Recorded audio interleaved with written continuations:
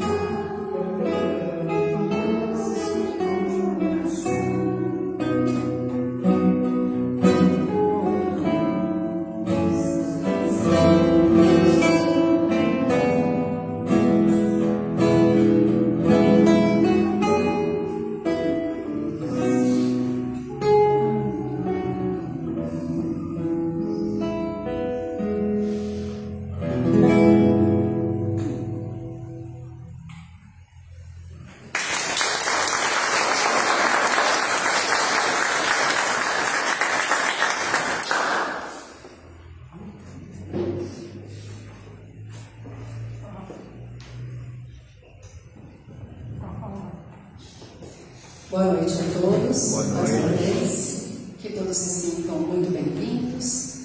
Muito obrigada, Nelson, por essa abertura que já nos acalma, já nos tranquiliza, já nos conecta com a espiritualidade.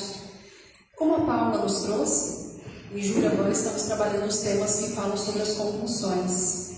E hoje nós vamos tratar um tema mais específico, os transtornos alimentares. Então nós vamos falar sobre a anorexia, a compulsão alimentar, e a bulimia à luz do Espiritismo. E nós vamos conversar tudo isso com muita empatia, muito carinho, para nós tentarmos compreender cada vez mais o porquê que esses transtornos, o porquê esses desequilíbrios nos perturbam as nossas vidas. E a busca de respostas tem aumentado não somente na ciência, na medicina, como os profissionais. A busca por respostas tem aumentado também muito dentro do Espiritismo. Por que esses transtornos acontecem? De onde eles vêm? O que eles significam para a nossa caminhada, para a nossa jornada terrestre? É sobre isso que nós vamos tentar entender um pouquinho melhor. Trazendo alguns dados, só para iniciarmos, em 2023 foi feito um levantamento em que 70 milhões de pessoas no mundo sofrem com algum tipo de distúrbio ou alimentar ou de imagem. E no Brasil, 1 a cada 5 jovens entre 6 anos e 18 anos sofrem com alguns desses sintomas. Então, a Organização Mundial da Saúde já vem nos alertar que 1 a cada 5 jovens podem sofrer com esses sintomas. Na população feminina, os casos são mais comuns, a prevalência é maior, até por uma questão multifatorial, hormonal, fisiológica, biológica e inclusive social. Porque o estereótipo da mulher, os padrões de beleza, são cobrados, são impostos pela sociedade de uma forma mais incisiva do que nas dos homens. Então vamos entender rapidamente o que são cada uma delas. A anorexia ela tem um diagnóstico pautado no baixo peso corporal de acordo com a idade ou com o gênero da pessoa. É conhecido pela utilização de recursos extremos como longos períodos de jejum, exercícios físicos excessivos, vômitos voluntários, uso de laxantes, diuréticos ou moderadores de apetite no intuito de forçar uma perda de peso maior. Tais comportamentos são antigos devido ao medo intenso de ganhar peso ou engordar. Então vejamos, a pessoa que está passando por esse transtorno, ela não quer se alimentar, ela se recusa, ela fica em períodos longos de jejum, porque ela acredita que qualquer coisa que ela coma, ela vai engordar muito. Ela acaba tendo essa distorção da imagem dela, ela perde a percepção da própria imagem. Ela se olha no espelho, ela se vê com mais peso do que ela tem. E essa perda de peso, esses comportamentos, eles vão levando a uma perda de peso, e que nós não falamos de 5, 10 quilos. Nós estamos falando de 20, 30 quilos. De repente, para uma pessoa que está obesa, 20, 30 quilos, se ela perde, ela vai alcançar o seu peso recomendado. Mas a pessoa pode estar no seu peso ideal, no seu peso recomendado, um pouquinho acima. Então, quando ela perde 20, 30 quilos, ela entra num estado de extrema magreza. Ela perde toda a massa magra do corpo dela, ela perde também muita gordura, e isso vai acarretar consequências muito sérias para o corpo. O corpo ele vai ficando debilitado, vai ficando fraco, vai ficando com a imunidade baixa, porque ela perde a massa magra e a massa gorda, e massa óssea também. Por conta dela não estar consumindo os nutrientes, as vitaminas, os minerais necessários. Então, por exemplo, o cálcio e a vitamina D, que auxiliam nessa formação do osso, eles não estão sendo absorvidos, então o osso fica fraquinho. E como já não tem nenhuma musculatura para proteger, às vezes a pessoa tem uma simples queda e quebra o osso. Questões mais sérias como a arritmia cardíaca, por conta dos níveis de potássio que também são baixos, podem levar até uma insuficiência cardíaca. Então, de repente, uma adolescente, uma menina, ela pode entrar no óbito devido a problemas no coração. E essa perda de peso, quando nós vamos falando em nutrição, em alimentação, nós vamos entendendo um pouquinho mais que os alimentos, eles servem para ser a estrutura do corpo, da matéria. Muitas vezes nós olhamos e nos incomodamos, às vezes, com aquela gordura localizada.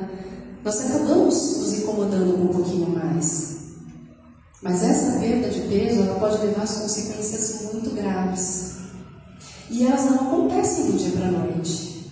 Não é de hoje para amanhã que uma pessoa que talvez convive conosco, que vai perder 20, 30 quilos.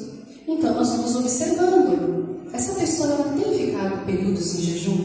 Ela tem evitado comer, se alimentar na mesa com a gente? Ela senta na mesa de repente e fala, eu vou comer mais tarde, guarda o meu prato.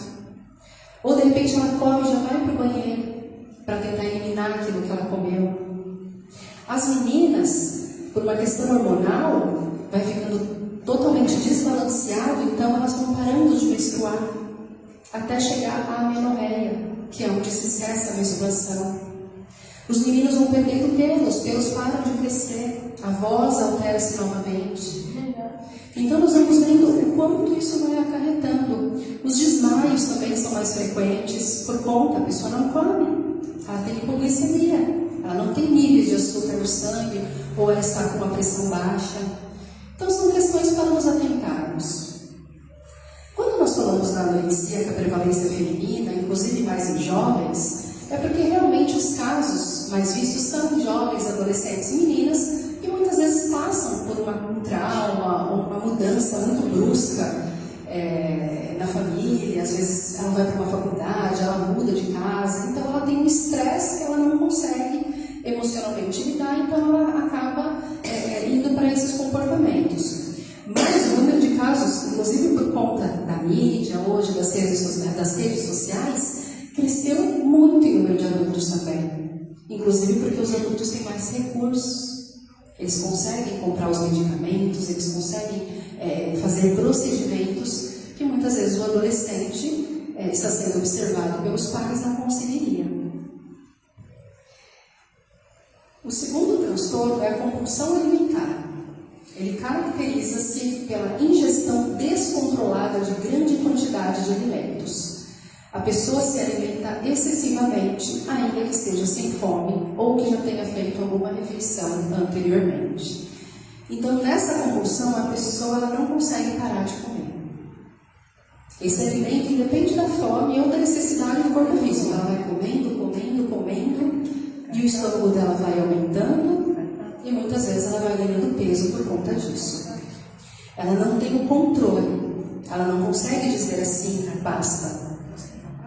Isso que eu comi foi o suficiente para mim, isso vai me alimentar, isso não vai sobrecarregar o meu sistema, os meus órgãos, o meu estômago vai conseguir fazer a digestão de forma adequada.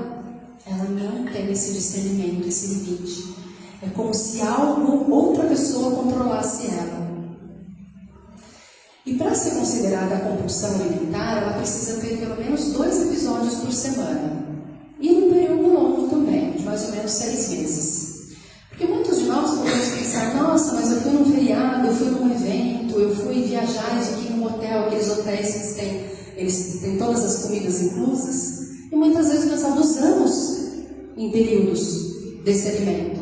Então nós já nos perguntamos, será que eu tenho uma compulsão alimentar? É uma coisa para nós refletirmos. Quando nós voltamos ao nosso hábito, nossa rotina, nós continuamos uma vez a cada 2 dias com essa compulsão alimentar, seja por doce, seja por salgado. Então nós precisamos nos atentar. E a bulimia, ela é caracterizada pelos episódios recorrentes de compulsão alimentar, seguidos de comportamentos compensatórios inadequados que têm a finalidade de impedir o ganho de peso corporal. Então a bulimia ela faz uma alternância entre os dois. A pessoa ela tem esses episódios de compulsão alimentar, mas depois ela faz as ações para compensar. Quando nós falamos desses episódios de compulsão alimentar, só para que nós tenhamos alguma ideia, essa perda de controle, a ingestão de calorias ela é muito grande. Então, só para nós nos situarmos nessa quantidade de calorias, a FDA, que é a Food and Drug Administration, que é um órgão que regulamenta os alimentos, os medicamentos e outros setores dos Estados Unidos, eles recomendam 2.000 calorias, que nós ingerimos 2.000 calorias por dia.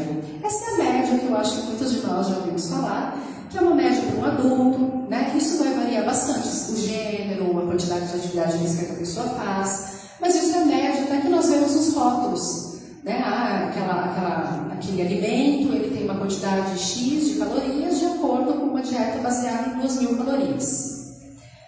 Durante a compulsão alimentar, a pessoa pode ingerir de 4 a 5.000 calorias por uma única sessão.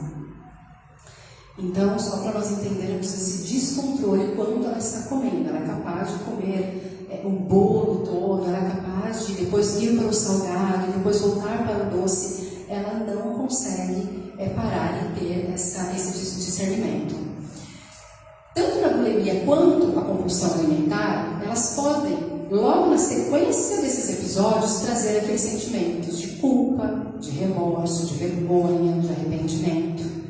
Mas a compulsão alimentar, a pessoa não faz nada. A pessoa comeu e talvez ela fala assim, da próxima vez eu não devia ter comido, da próxima vez eu não vou comer de novo. Mas a bulimia, a pessoa ainda tem esse medo de ganhar o peso. Então ela faz essas ações compensatórias. Ela provoca o vômito, ela vai para o uso de laxantes, de hormônios, de medicamentos, justamente porque ela quer impedir o máximo possível da absorção daquelas calorias.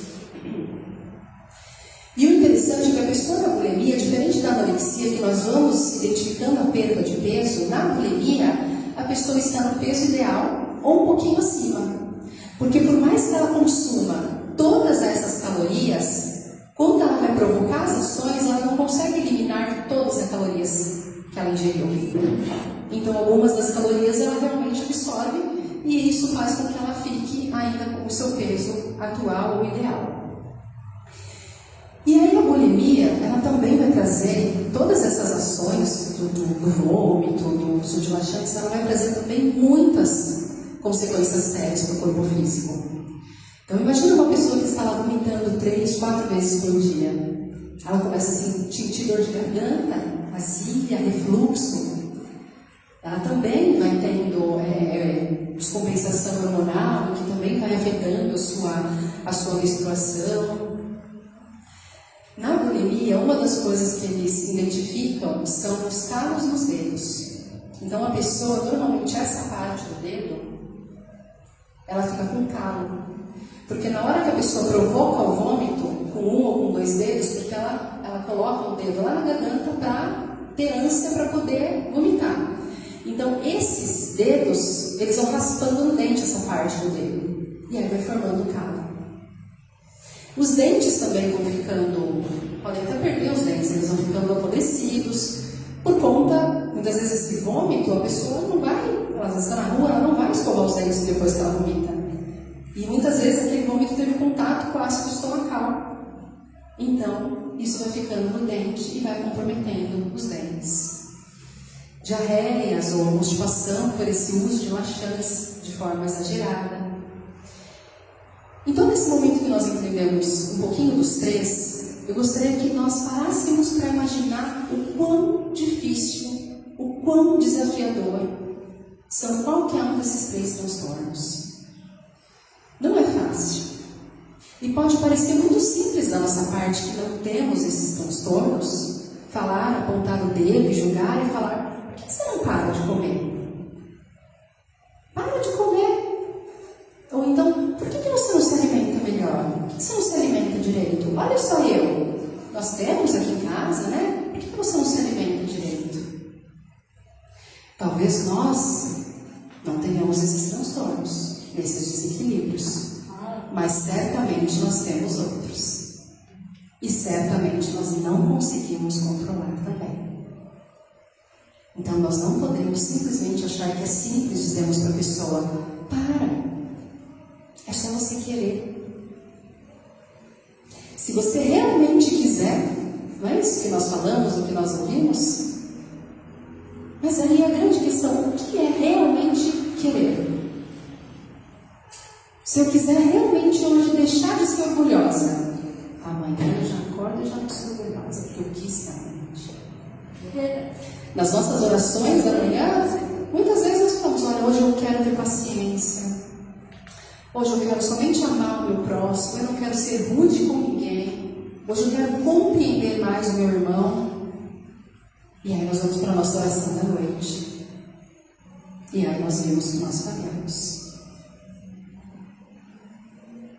Então cada um de nós temos as nossas questões particulares. E nós vamos entendendo que isso vai além de um querer. Então o querer não importa? Não, o querer importa. Mas vai além de um querer. Nós precisamos, é uma questão de fortalecer o nosso espírito, fortalecer o nosso mundo interior, para que eu reconheça esse transtorno, esse desequilíbrio, e que eu olhe para mim e falo: agora basta. Agora eu vou me cuidar de outro jeito. Eu já criei consciência sobre isso. Agora eu vou cuidar dele de outra forma. Então é mais ou menos assim que nós vamos iniciando o nosso processo de restabelecimento ou de cura. Até porque nós não podemos esquecer que muitos fatores podem influenciar, podem desencadear, podem até impulsionar esses transtornos. Então, quando nós falamos, por exemplo, dessas questões, a questão familiar, muitas vezes é dentro de casa que se começa a cobrança por padrões estéticos. Muitas vezes os pais vão cobrando os filhos desses padrões. Como que foi para essa pessoa, né? Quando nós vamos falar dos transtornos, nós vamos precisar investigar qual que é a relação da pessoa com aquela comida, com aquele alimento. Então, qual que foi o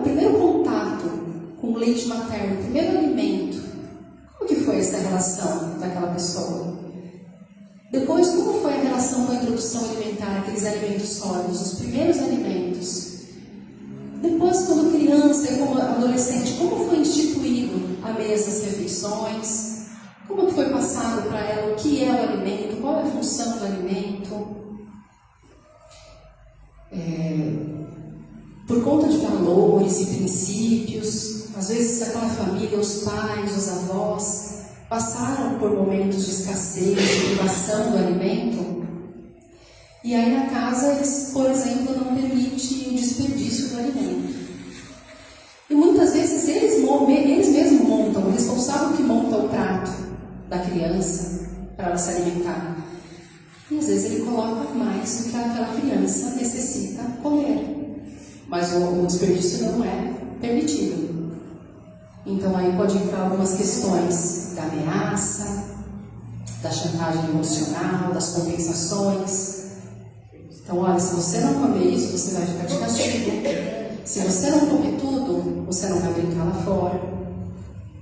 Ou as compensações, olha, come tudo que eu te dou um brinquedo, come tudo que eu te dou uma sobremesa. Quando não, as chantagens emocionais.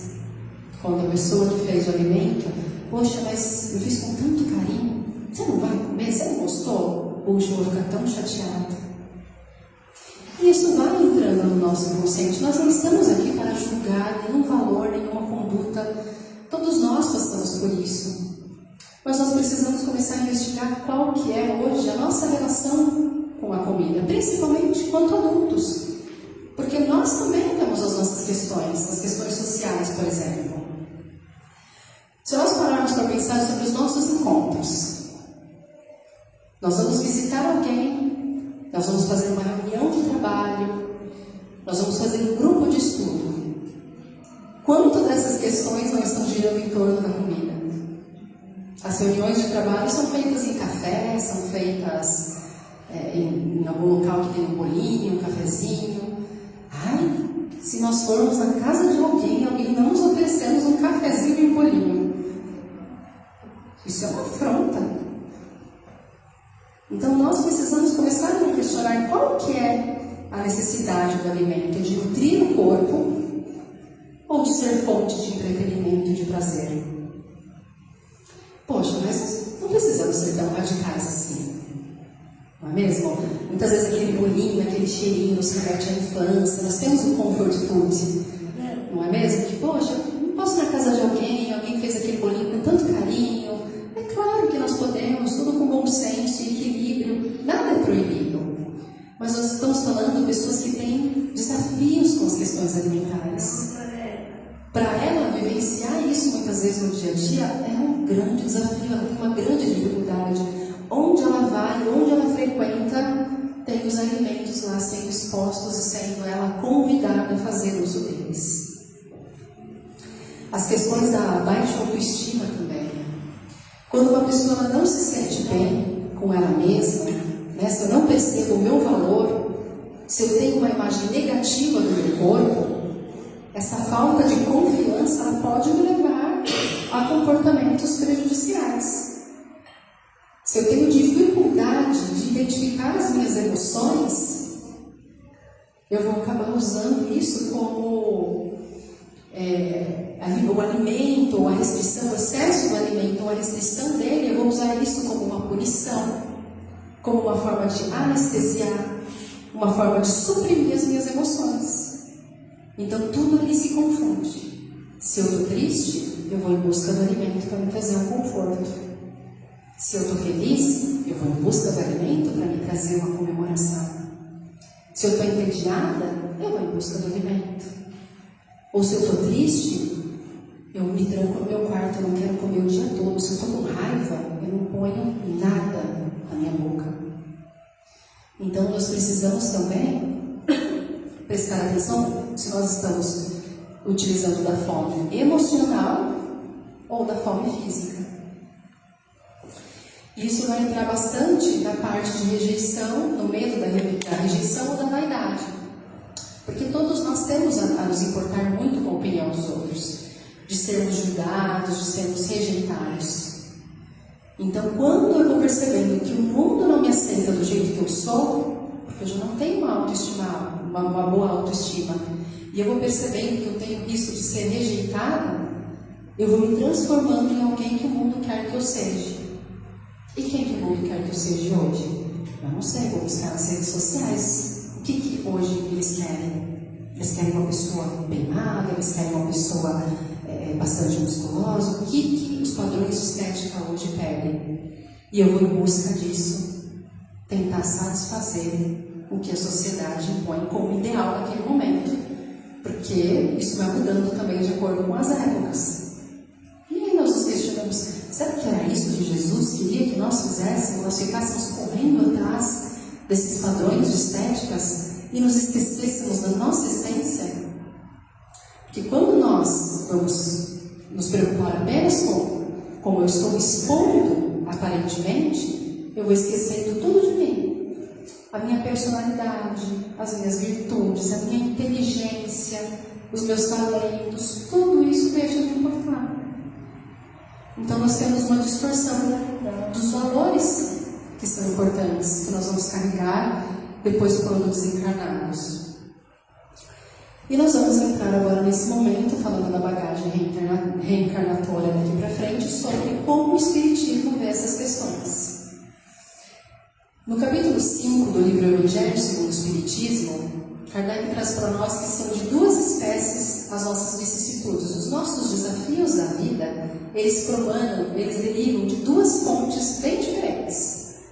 Uma na vida atual e outras fora delas, ou seja, em outras encarnações. Então, esses transtornos de hoje, esses desequilíbrios, eles podem estar ligados a outras reencarnações, a memórias de outras existências. A privação do alimento, ou o excesso do alimento, tudo isso pode continuar impregnado no nosso perispírito. Como que eu fiz o uso do meu livre-arbítrio em outras épocas? Será que eu fiz mau uso do meu livre-arbítrio e eu gerei esses desequilíbrios e hoje eles estão aqui? Ou será que eu estou fazendo mau uso do meu livre-arbítrio nesse momento?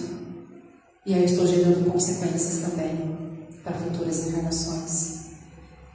Então, qualquer uma das questões, independente se nós identificarmos que a causa teve início nessa vida ou no anterior, são questões que nós vamos precisar tratar. Assim que nós tomarmos consciência e identificando isso, se forem de outras encarnações, nós vamos precisar tratar. Nós pedimos para vir aqui, nós pedimos para ter essa resistência, nós pedimos para reparar o nosso perispírito. E se eu estou causando isso nessa vida, eu vou precisar também reparar, resolver essa questão, porque senão eu vou impregnar o meu perispírito e eu vou afetar as encarnações futuras. A Joana de Ângeles, ela é uma sumidade nos assuntos de autoconhecimento. Ela consegue conectar bem a doutrina espírita com os conceitos de psicologia moderna. Ela vem enfatizando a transformação pessoal, a superação dos traumas através do amor e da autoanálise. E tem um trecho desse livro, Autodescobrimento, uma busca interior, que eu trouxe, que fala bem sobre isso que nós estamos falando, esse tema. Então ela traz assim: quando o indivíduo se identifica desanado, hoje ou no passado, ele faz inconscientemente um quadro regressivo e descobre que não foi necessariamente nutrido, alimentado pelo amor, passando a experimentar um sentimento de reação através da anorexia nervosa, que pode tornar-se um perigo para a sua saúde.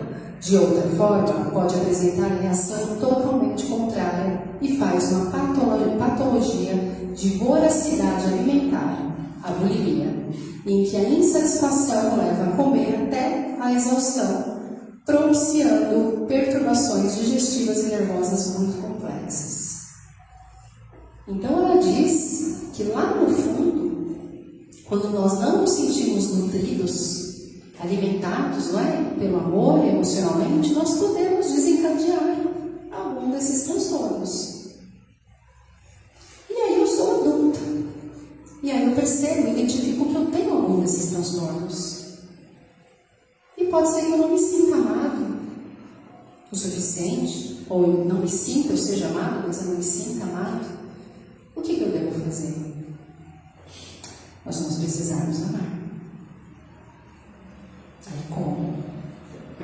Nós vamos precisar descobrir como. Nós vamos precisar nos conhecer. Nós vamos precisar ter tempo para nós. Nós vamos precisar identificar os nossos valores, as nossas virtudes, olhar para os talentos que nós temos, nos autodescobrir o que eu sou, o que eu gosto, o que eu não gosto, como eu lido com cada emoção que eu sinto. Porque quando nós nos conhecemos, quando nós conhecemos alguém de verdade, nós amamos mais aquela pessoa. Todos nós podemos já ter alguma experiência, ou conhecer alguém que teve uma experiência de que eu não conhecia muito bem aquela pessoa, eu não gostava muito dela. E aí, por circunstâncias da vida, nós passamos a conviver mais e nós passamos a gostar mais daquela pessoa. E isso não tem nada a ver com a carência. Nós somos capazes de amar todo mundo quando nós conhecemos essa pessoa.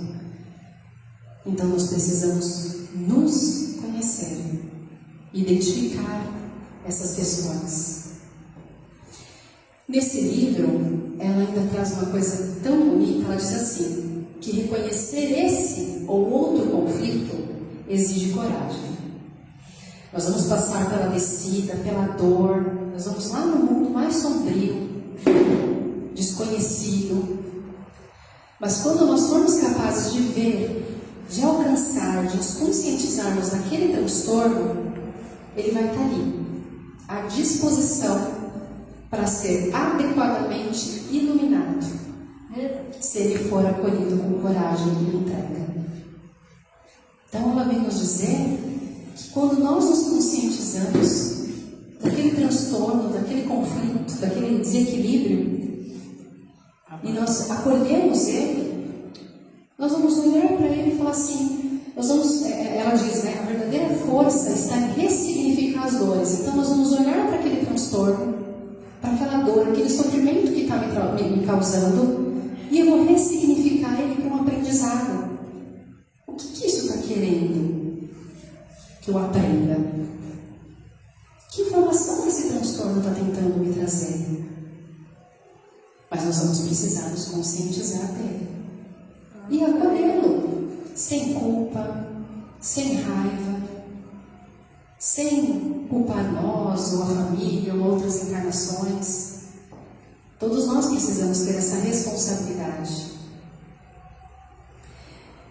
Ainda no Evangelho segundo o Espiritismo, o capítulo 17, Sede Perfeitos, vem trazer para nós como o Espiritismo nos orienta que nós cuidemos do nosso corpo e do nosso espírito. O que o Espiritismo espera que nós façamos? Então, para que essa prisioneira viva se expanda e chegue a mesmo a conceber as ilusões da liberdade, tenha o corpo de estar são, disposto e forte. Então, a frase sugere a importância que tem para a nossa alma, que está presa temporariamente, essa prisioneira que está encarnada, está presa temporariamente, ela precisa encontrar um corpo são, disposto e forte, para que ela consiga atuar, para que ela consiga agir, para que ela consiga passar pelas experiências da Terra, para ela conseguir progredir e evoluir. Então, ter um corpo são implica também no nosso dever moral. Nós temos de zelar pela conservação desse corpo. Então nós vamos precisar trabalhar, educando as nossas vontades, os nossos desejos, os nossos excessos, os nossos vícios, porque senão tudo isso vai trazer implicações no nosso perispírito, atrapalhando a evolução do espírito. Quando nós buscamos a espiritualidade, nós tendemos a nos focar, a olhar com os nossos olhos apenas para o invisível. Nós esquecemos que a alma habita a carne. E que para isso aconteça de forma plena, ele precisa encontrar esse corpo são para se manifestar da forma mais adequada. Então, se o meu corpo não permite isso, ele passa a ser um campo de batalha para a minha alma. A minha alma vai se sentir não aceita, vai se sentir rejeitada, e é isso que vai causar os sofrimentos, esses desequilíbrios entre o meu espírito e o meu corpo. Eles ficam brigando no campo de batalha, eles não estão se entendendo como foi feito um planejamento reencarnatório. Nós viemos para cá para passar por essas experiências, mas chega aqui nesse momento, eles ficam em conflitos. Então nós precisamos entrar com uma reflexão mais profunda sobre os nossos hábitos, sobre os nossos pensamentos, sobre os nossos comportamentos e sobre o que nós, como nós olhamos para os alimentos. E nós vamos perceber que a verdadeira saúde, ela vem de dentro para fora. Ela começa no âmago do nosso espírito. E aí nós vamos ser capazes de ir em busca do tratamento. Quando nós identificamos o transtorno, nos conscientizamos dele, nós vamos buscar para o tratamento. Quando nós aceitarmos aquilo que nós estamos enfrentando, nós vamos buscar o tratamento. E esse tratamento é muito importante que ele englobe todos os pilares: o mental, o físico e o espiritual. Porque nós entendemos hoje, já que nós somos espírito, matéria, então é importante que o tratamento engloba tudo. Então, na questão física, como que esse tratamento vai se dar? Médicos, psicólogo, nutricionista. Então, os médicos vão entrar com medicamentos, se for necessário. Os psicólogos vão auxiliar nas questões de identificar e mudar esses padrões de pensamento, ajudar a pessoa nessa investigação, o que está levando ela a ter esses comportamentos, e enfrentar, auxiliar também como que nós podemos enfrentar isso, para que não se recorra ao alimento quando eu não estiver sabendo lidar com as minhas emoções. O nutricionista também vai participar com a reeducação alimentar, vai verificar os excessos, as deficiências, vai orientar sobre a função de cada alimento, desmistificar muitos mitos que hoje nós encontramos. Então, os três é muito importante que haja essa integração entre os três. As clínicas normalmente já fazem isso. Quando uma pessoa vai procurar por trabalhar esse transtorno, as clínicas já trabalham. Essa clínica chama Ambulim. Ela faz parte do Instituto de Psiquiatria do Hospital das Clínicas, da Faculdade de Medicina do Estado de São Paulo. E eu entrei em contato com eles são extremamente acolhedores. O site deles está tudo bem explicadinho, eles explicaram, eles aceitam novos pacientes. Inclusive, quem tiver interesse pode entrar no site, está explicando tudo. A Ambulim, ela vai atender pessoas acima de 18 anos. E eles têm como se fosse um braço, assim, uma perna, que é a Protade. A Protade vai atender crianças e adolescentes até 18 anos. Tudo de forma gratuita. A família, ela também vai entrar como uma parte muito importante nesse tratamento, inclusive rompendo essas questões dessas cobranças de padrões estéticos. Então, a família também precisa ser orientada, entender que não é frescura. Aquele sofrimento não é alguém querendo chamar atenção, não é uma pessoa que está querendo se aparecer, como nós ouvimos muito.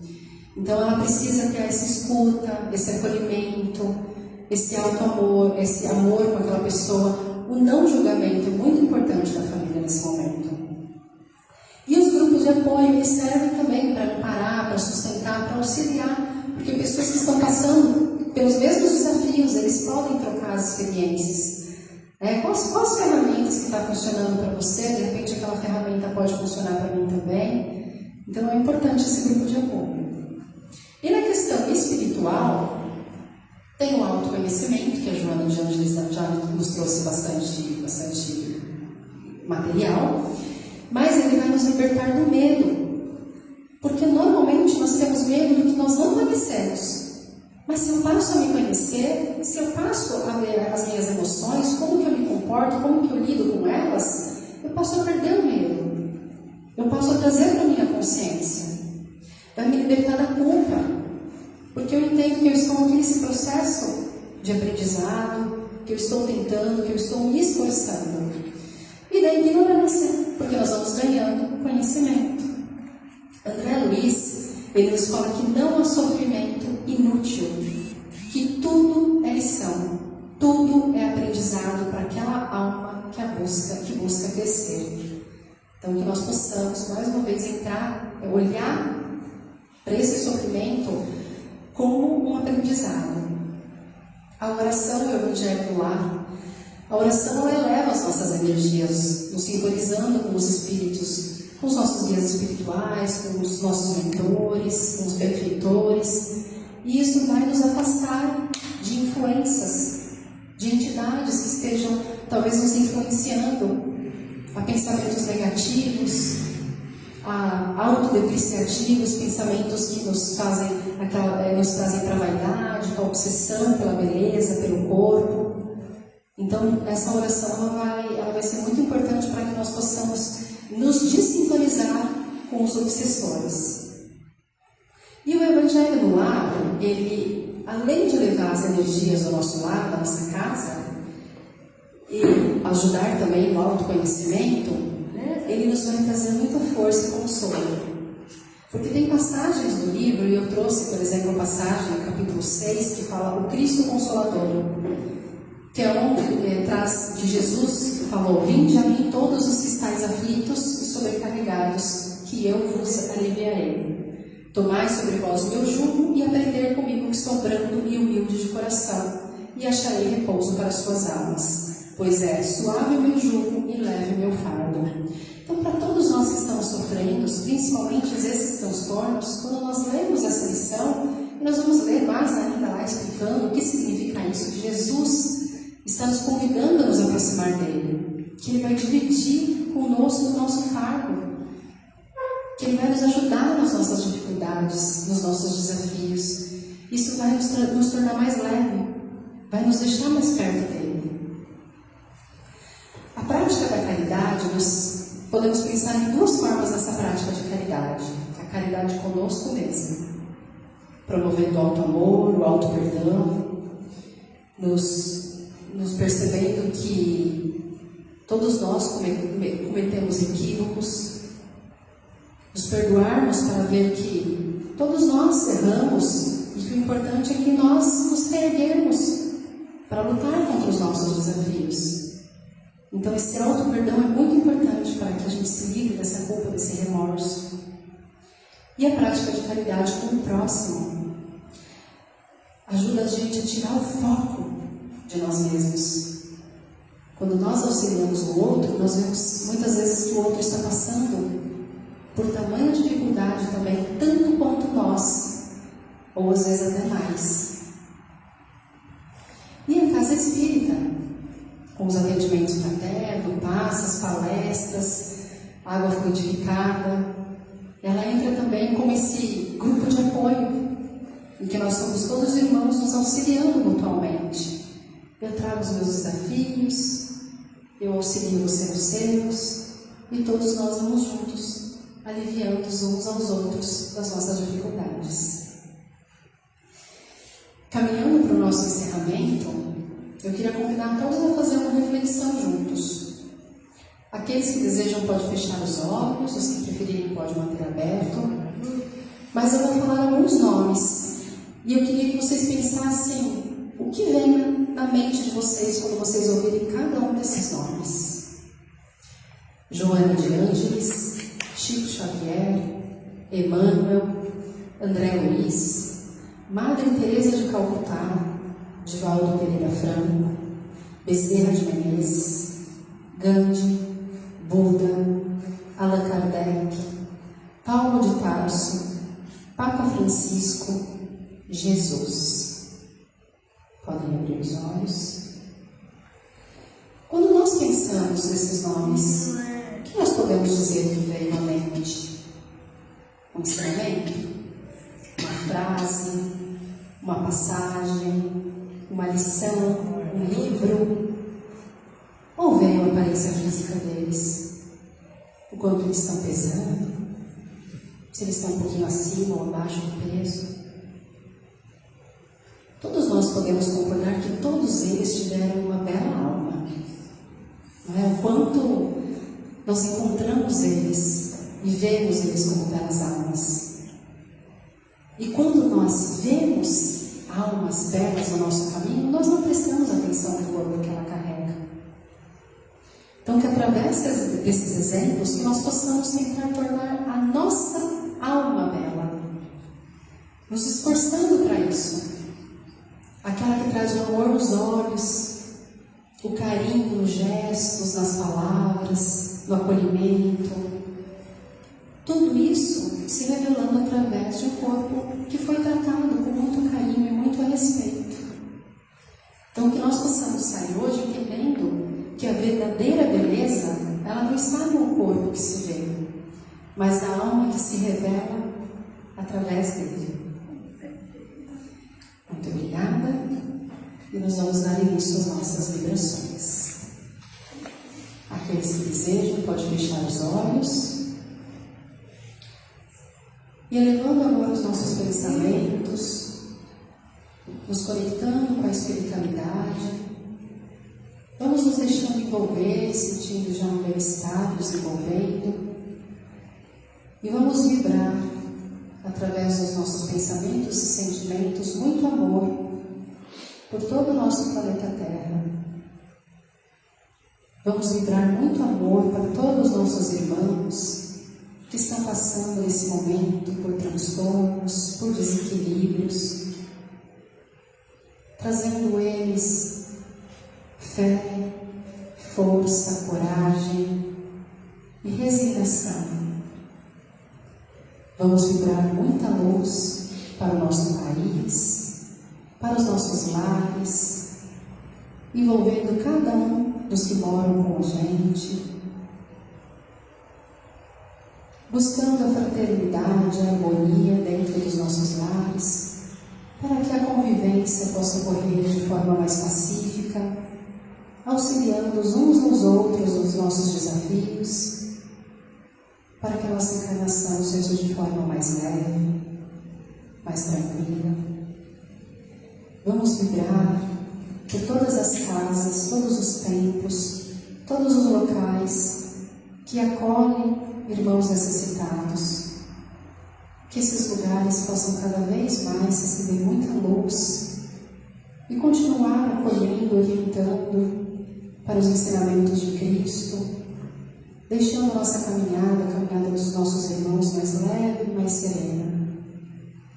Pedimos a permissão para vibrarmos por nós mesmos, que nós possamos sair daqui não somente esclarecidos, mas fortalecidos em espírito para lidar com os nossos desafios, com os nossos desequilíbrios e até com os nossos transtornos.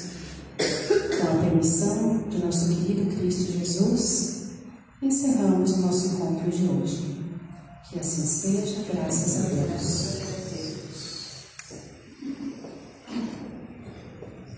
Obrigada, Adri. A Adriana trouxe para a gente um consolo que lidar com essa compulsão é desafiador, mas não é impossível.